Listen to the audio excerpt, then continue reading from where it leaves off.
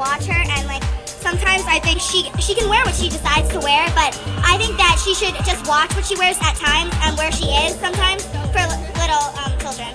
Most of her fans Little are children. the younger. Britney Spears' fashion evolution isn't just about trends. It's about visibility, control, rebellion, and survival. Few pop stars have had their image so tightly curated, publicly dissected, and later reclaimed. From schoolgirl innocence to hypersexualized pop icon, to tabloid spectacle to quiet personal style. Britney's wardrobe tells a story of how the industry treats young women and how fashion becomes both a cage and a weapon.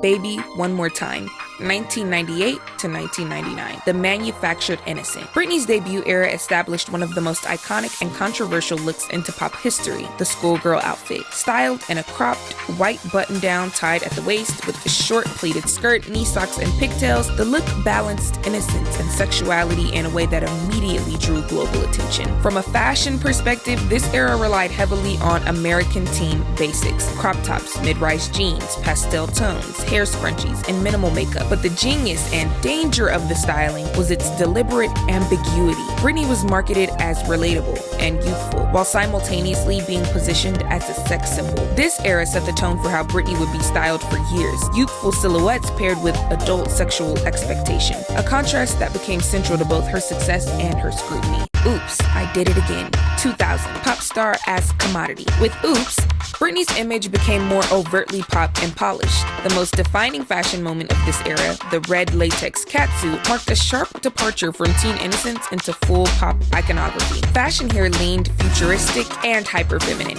Metallic fabrics, monochromatic outfits, body-hugging silhouettes, platform heels, and glossy hair. This was Britney as a perfectly packaged product, her body becoming a central visual component of the brand. Off stage, she wore low-rise jeans, halter tops, and coordinated sets, early signals of the Y2K aesthetic that would later dominate fashion cycles. This era emphasized control, tight styling, precise choreography, and little room for spontaneous actions. Britney, 2001 to 2002, sexual agency and performance. The Britney era attempted to reposition her sexuality as intentional rather than imposed. Fashion became sharper, darker, and more adult. Crop tops shrank, pants sat lower, and materials shifted towards leather, mesh, and denim on denim. This is the era of the VMA snake performance, an outfit that cemented her as a pop provocateur. The styling suggested confidence and control, though it still existed within a highly managed system. Her red carpet looks became more experimental, but still emphasized exposure, bare midriffs, plunging necklines, and visible abs. Fashion here functioned as performance armor, powerful yet demanding. In the Zone, 2003 to 2004, minimalism,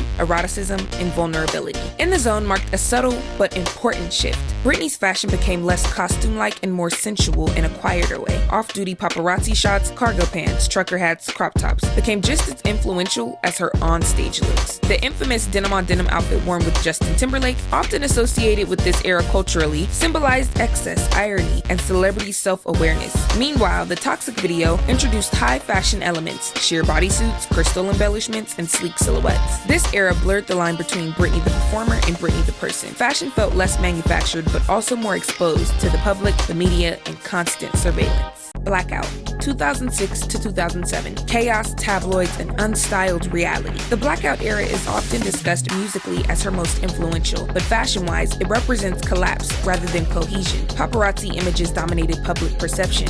Oversized hoodies, low-slung sweatpants, bare feet, and visible distress. There was no clear fashion narrative because Britney no longer controlled the narrative. Red carpet appearances were inconsistent, styling was minimal or absent, and her image became a spectacle rather than a statement. Yet, retrospectively, this era has been reinterpreted as one of accidental authenticity. The rejection of polished styling, intentional or not, exposed how brutal celebrity fashion systems can be when they strip a woman of autonomy. Circus, 2008 to 2009. Rebranding and containment. Following the start of her conservatorship, Britney's fashion entered a period of restraint. The circus era used symbolism-heavy ringmaster outfits, structured bodysuits, and controlled stage costumes. Fashion here felt safer and more conservative, even when sexy. Lines were clean, makeup was subdued, and personal style became muted. This era prioritized functionality over expression, mirroring the lack of personal agency Britney experienced offstage. Her clothing no longer told a story of evolution, but maintenance. Femme Fatale and Vegas years, 2011 to 2018. During her Vegas residency and Femme Fatale era, Britney's fashion became static. Stage outfits emphasized athleticism and sparkle, while offstage looks leaned casual, repetitive, and disconnected from trends. This period lacked experimentation. Fashion was no longer narrative-driven, it was uniform. While her body remained central to her image, styling felt emotionally distant, reinforcing the sense that Britney was performing rather than expressing herself. Post-conservatorship and present day, 2019